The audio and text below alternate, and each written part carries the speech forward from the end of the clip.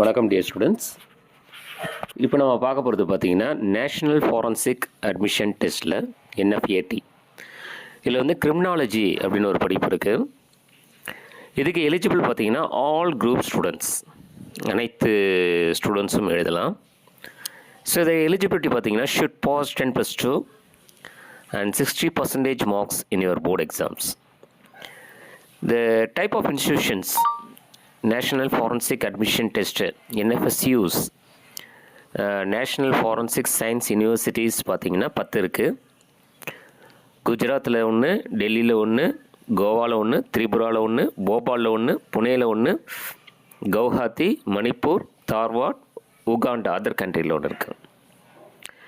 இது வந்து integrated course தான் கொடுக்குறாங்க. 5 year integrated course, MA criminology, BA MA criminology. So question paper பார்த்தீங்கன்னா ஒன்லி இங்கிலீஷில் தான் இருக்கும். அது வந்து செக்ஷன் ஏ எப்படி வரும்னா இங்கிலீஷ் லாங்குவேஜ் காம்ப்ரிஹென்ஷனில் இருக்கும். செக்ஷன் பி வந்து அனாலிட்டிக்கல் எபிலிட்டிஸில் இருக்கும்.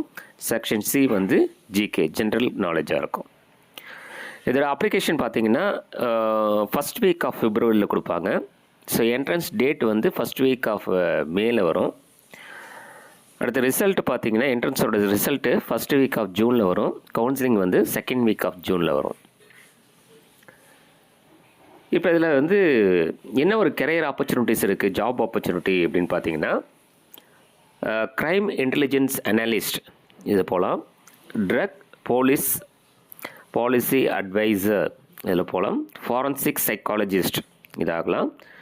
கிரிமினல் ஜஸ்டிஸ் ப்ரொஃபஸர் இதாகலாம். போலீஸ், அப்புறம் crime laboratories, forensic departments, social workers, forensic science technician இதுக்கெல்லாம் நல்ல வாய்ப்புகள் இருக்குது.